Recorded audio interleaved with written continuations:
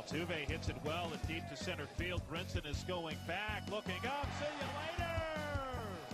A two-run home run for Jose Altuve, his second home run of the spring.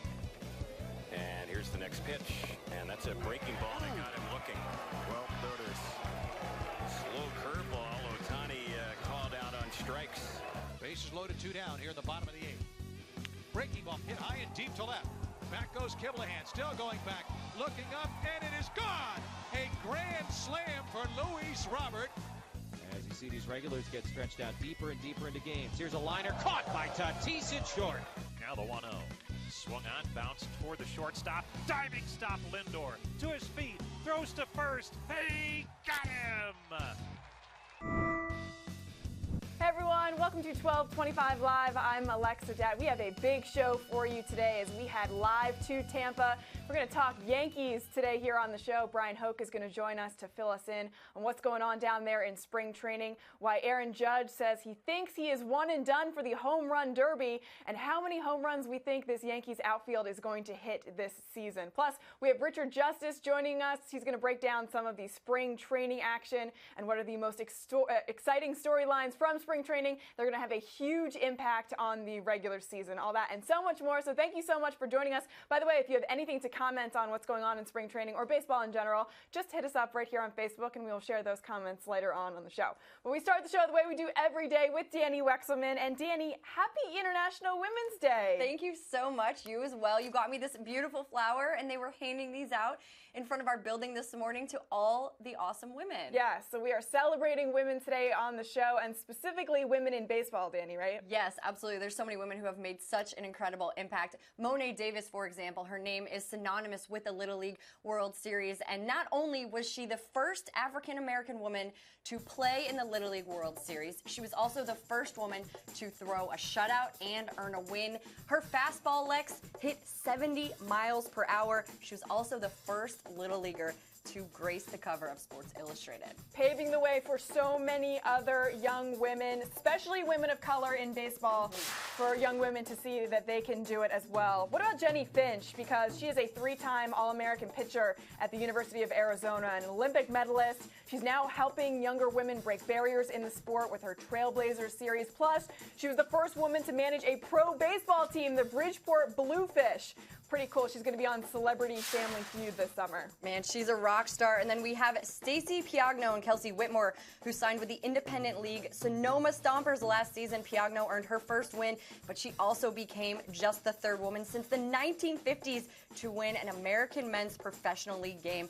Again, paving the way for all those little girls who want to play baseball when they grow up. These girls said that they didn't have somebody to look to, and now they're the girls who people are looking to play this game. Absolutely. We're celebrating all women, but specifically today on the show, women in baseball. So congratulations to all the women who have blazed a trail for us to be able to do this, Danny. Yeah. It's pretty incredible that we are a show of 2 women who talk baseball, and thank you to everyone who watches our show and enjoys it. We really appreciate y'all, that's for sure. Absolutely. All right, how about some spring training shade, because this was pretty interesting. We don't hear Clayton Kershaw say too much too often, but when he speaks, everyone is listening. So we've been waiting to see Shohei Ohtani square off against an elite pitcher, and yesterday it was Clayton Kershaw, and Kershaw introduced him to his uncle Charlie, that curveball there. Allison Footer wrote, you can look at this 2 ways, right? If you're a Dodgers fan, you'll say that Ohtani was completely overmatched by Kershaw's curveball.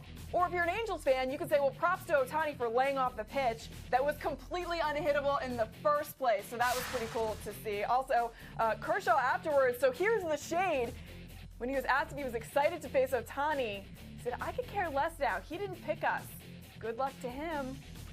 Thought that was pretty awesome there from Clayton Kershaw. You know, again, we don't hear a lot from him. Right. So for him to be able to come out and say, you know what, that wasn't something that I was looking forward to or even really cared that much about. Yeah. He went ahead and, you know, Dodgers were in the running for Ohtani earlier on in the winter. Yeah. And he went ahead and picked a different team. So, you know, best of luck. Yeah, no big deal, right? Kershaw is very confident in what he has and who's on his team. Yeah. And they have a matchup. They're meeting up in July, mid-July. So I think that things are going to be a little more heated than normal when these two teams get back together again. Yeah, Shohei said afterwards that pitch was a little low, so we'll see how Kershaw responds when they face off again. I cannot wait for that. Yeah.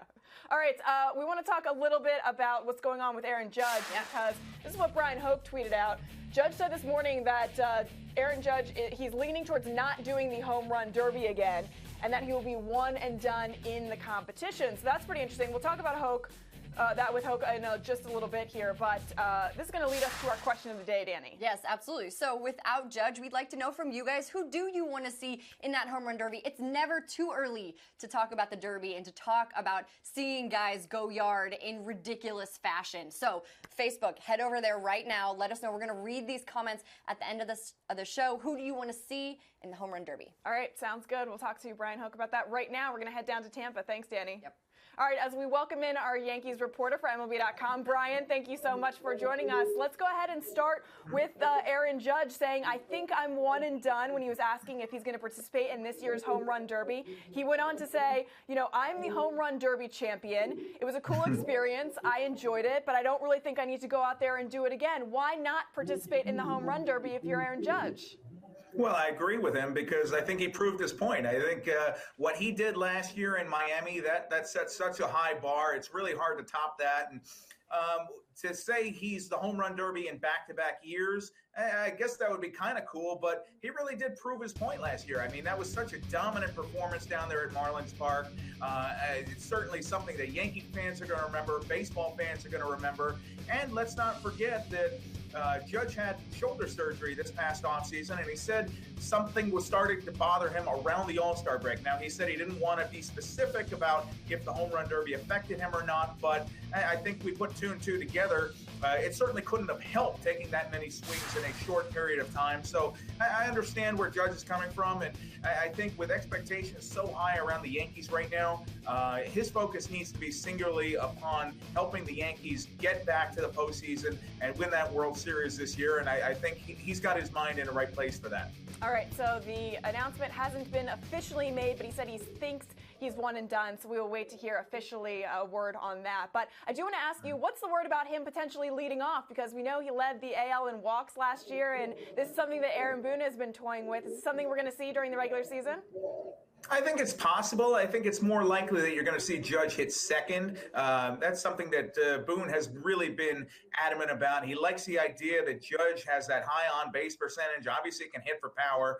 He's been kind of going back and forth with should he hit Judge second, should he hit Stanton second. But I think they have a pretty good leadoff hitter in Brett Gardner. I think that having Judge in the two-hole is something you're going to see a whole lot this year. But one thing I'll say about Aaron Boone is he's open to any idea. So he's entertaining everything right now. I think he's jotting down a lot of lineups on his cocktail napkins and whenever he's out to dinner or whatever. I think that everything is on the table for discussion right now, but I think you're going to see Judge most often than the number 2 spot in the Yankee lineup. Aaron Boone is not only entertaining, but he is embracing this World Series or bust pressure that has been put on him. Realistically, though, how deep into the postseason do the Yankees need to get for this season to be considered a success?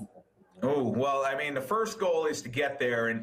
And for all the excitement there is around this Yankee team, and justifiably so, let's remember they are not the defending world champions. The Astros are. They're not even the defending AL East champions. The Red Sox took the division by 2 games. So their first goal needs to be to win that division, stay out of that wild card game.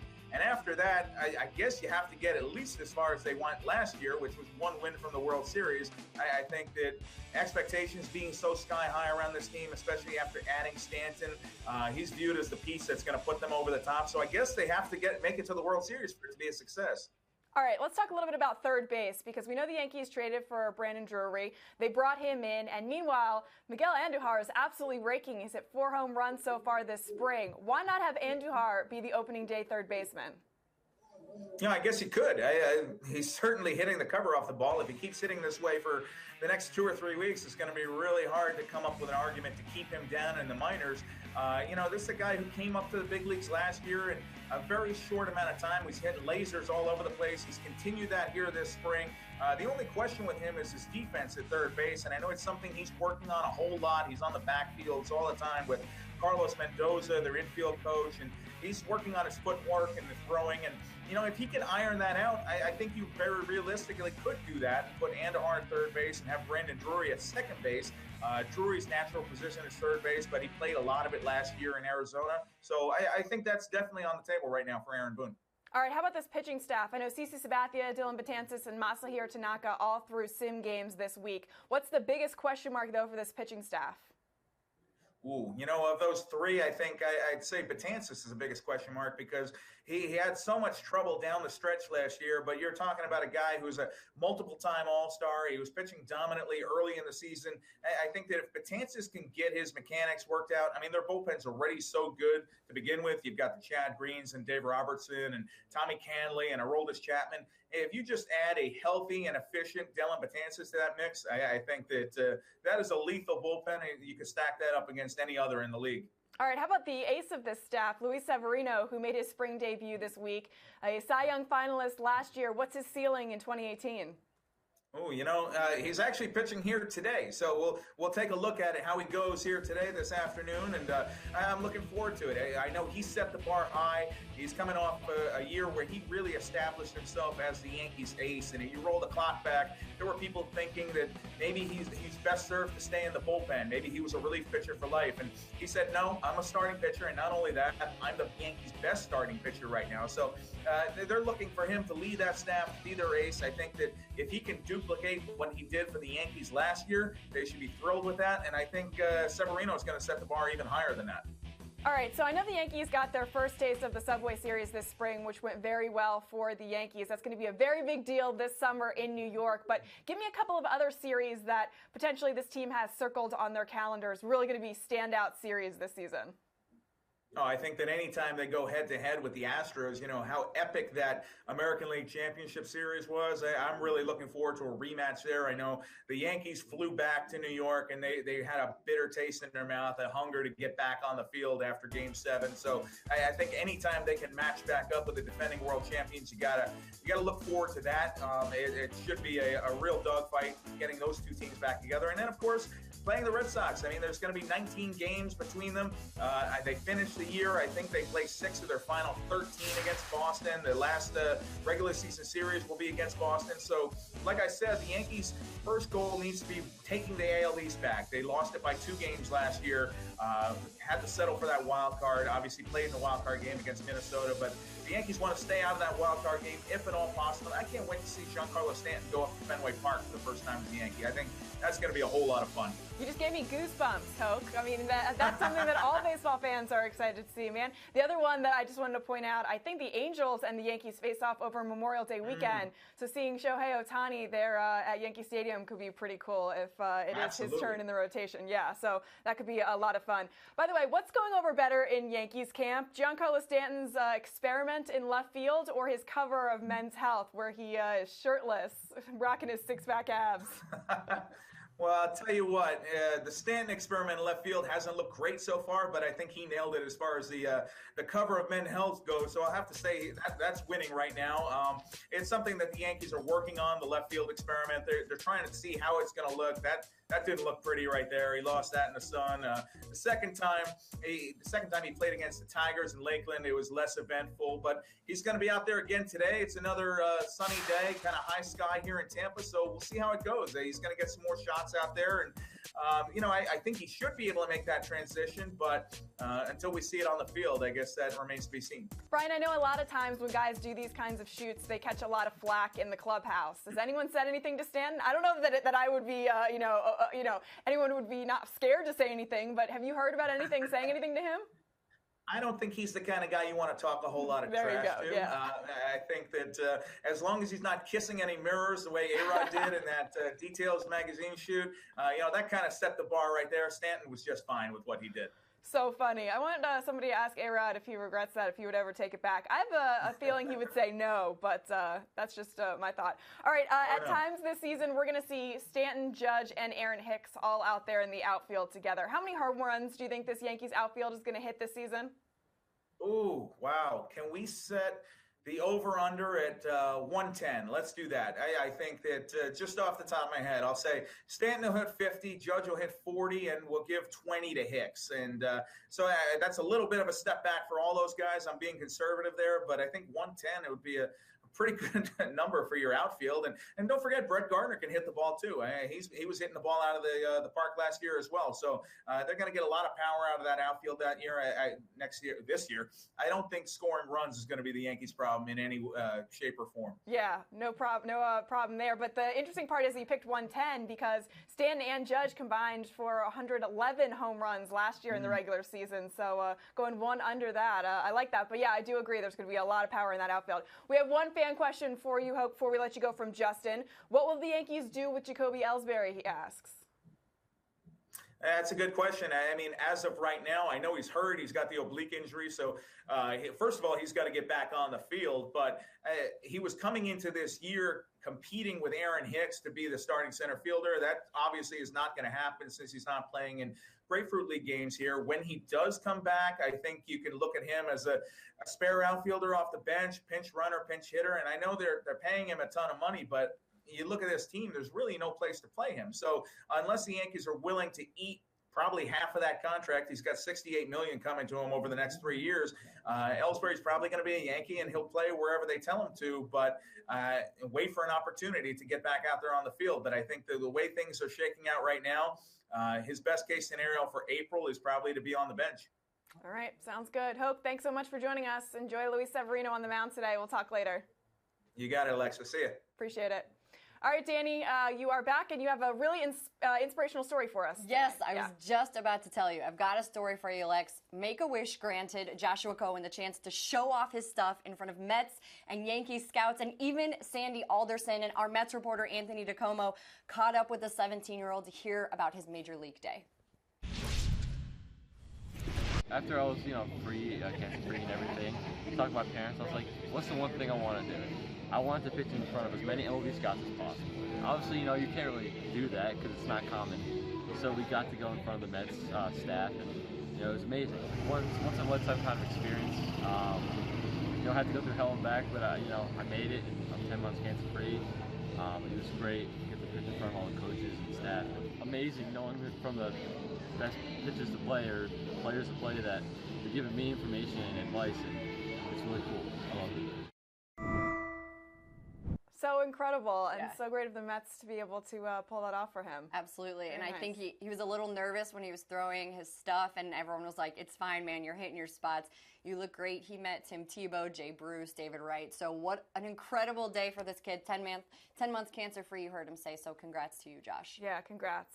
Pretty incredible move there by the team as well as Super Josh. classy. Super classy. Yes. All right, our question of the day, Danny. All right, so with Aaron Judge potentially out of the home run derby now, we want to know from you guys, because there are so many other incredible guys out there who could participate. Who do you want to see in the derby this year? We know it's a little early, but we don't care. We want to know. Go to Facebook. Let us know who you want to see in the home run derby this year. We're going to read those comments at the end of the show. All right, we'll check in just a bit, Danny. Thank you.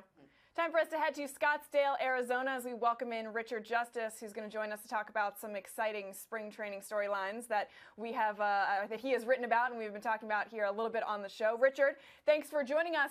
First of all, I want to ask you, we're asking everyone for our question of the day, two guys that we want to see go head-to-head in the home run derby. Who you got? I got Clayton Kershaw pitching to Shohei Ohtani. Isn't that the one you want to see? Yeah. Just settle it right there on the field. There you go. I mean, we've already seen it this spring, and it was pretty incredible, right? I mean, this was something that, leading up to it, people were really excited to see, and it completely matched our anticipation. What were your thoughts when you saw this?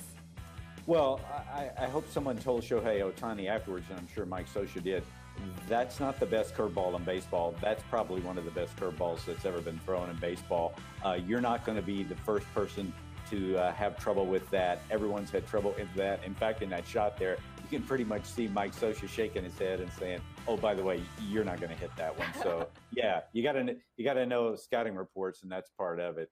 He faced the best of the best, and that's why he came here for moments like that. That's why we all wanted to see it for moments like that. What'd you make of Kershaw saying, "I could care less now," when he was asked if he was excited to see him, and he was like, "He didn't pick us. Good luck to him." Yeah, I know Clayton. He's got his body armor on already. He's in a competitive mode.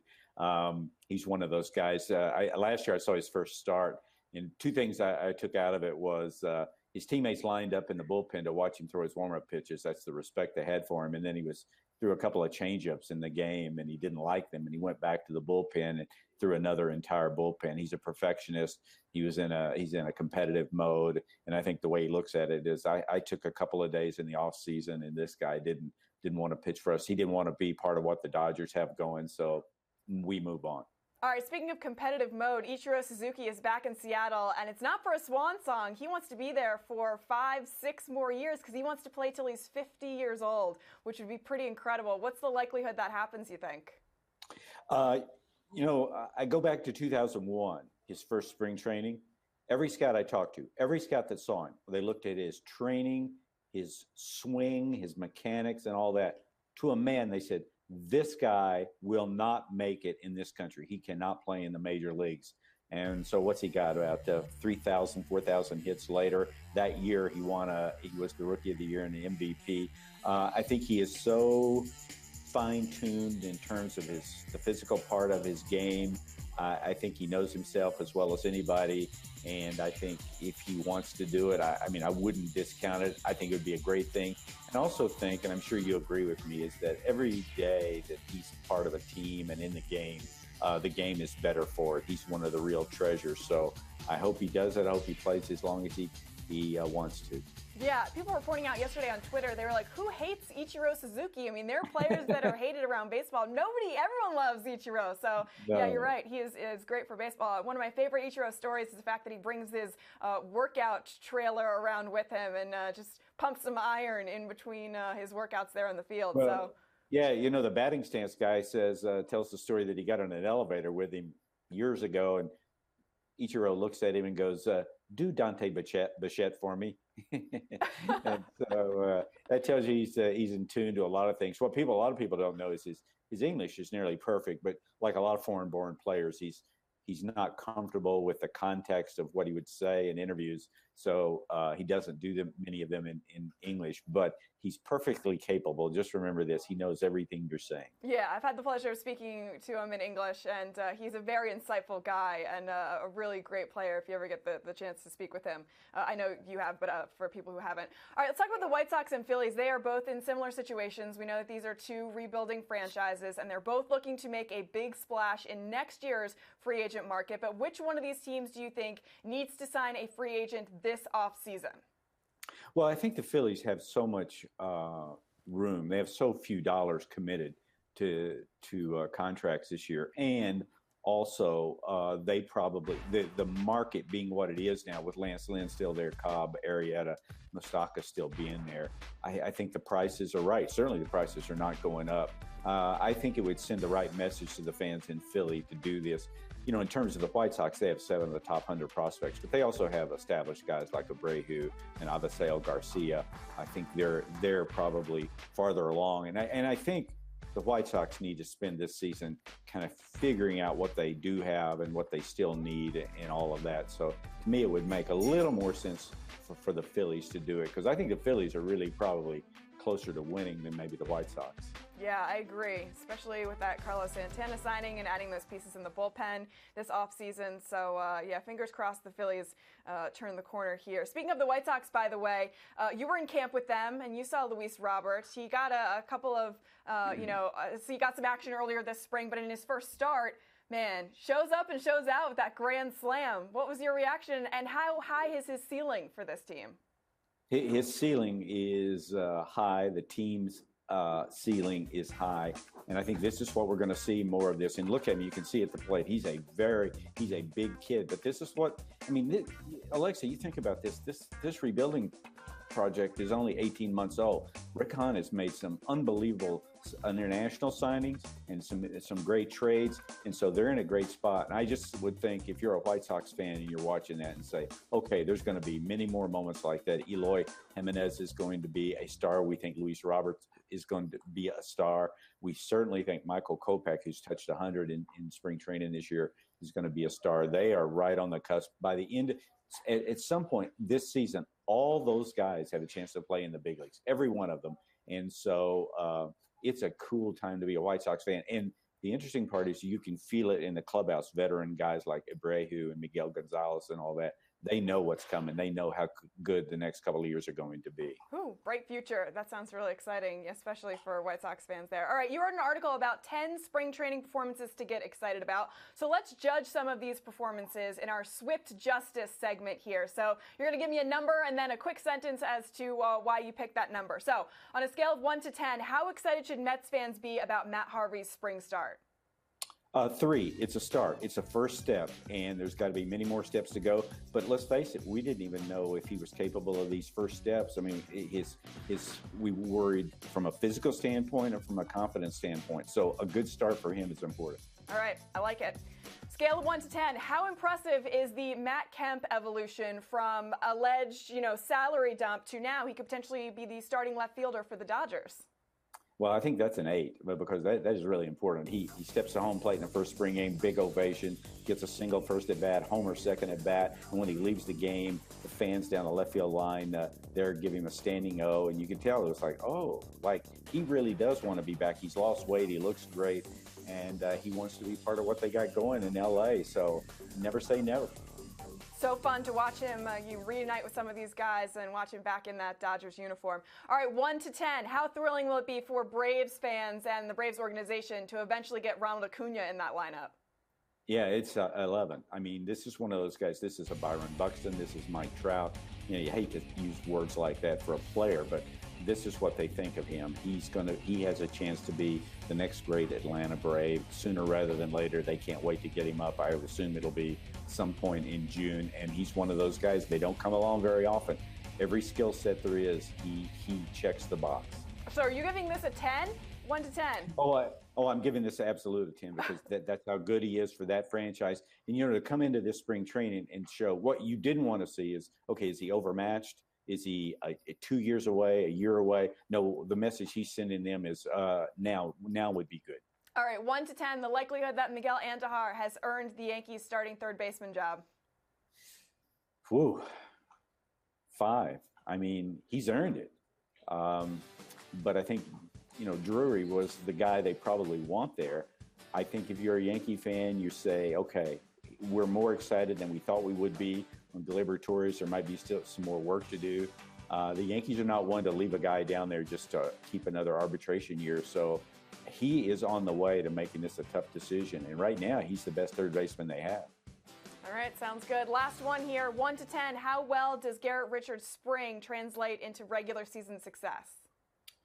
5, it's a start. You got many more to go, but this is a guy that only made 12 regular season starts the last 2 years. He's a true number one. He's the most important player they have in camp, even though Shohei Ohtani is the most interesting. He sets a foundation for everything they're going to build, and this is a great start for him, a great optimistic start for him. Yeah, you have written in the past that Garrett Richards is going to be the reason that this team makes it into the postseason or doesn't, so we will see how that all plays out. Richard, thank you so much for joining us. Really appreciate it. Thank you, Alexa. Take care. All right, it's been a crazy week weather-wise, especially here in New York, but I know all around the country people have been watching spring training highlights. But in case you haven't, no fear, we've got you covered.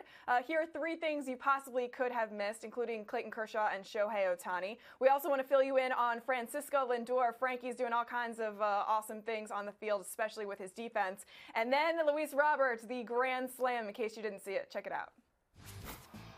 Shohei Ohtani, who's hitting out of the 7-hole, will lead it off for the Angels, his first at bat today. And here's the next pitch, and that's a breaking ball that got him looking. Well, there it is. Slow curveball. Ohtani called out on strikes. Now the 1-0. Swung on, bounced toward the shortstop. Diving stop, Lindor. To his feet, throws to first. Hey, got him! Oh, what a show by Lindor defensively in the top half of the first inning. 2 outstanding plays by the Tribe shortstop, and the side goes quickly without any damage done. Bases loaded, 2 down here in the bottom of the 8th. Breaking ball hit high and deep to left. Back goes Kiblehan, still going back, looking up, and it is gone! A grand slam for Luis Robert, and the White Sox on the extra point lead 14-12 over the Reds. What a nice sight that is for the young man. Pretty cool. I love watching that, man. I'm telling you, Richard Justice is excited, as are the rest of us, to see this come up for the White Sox.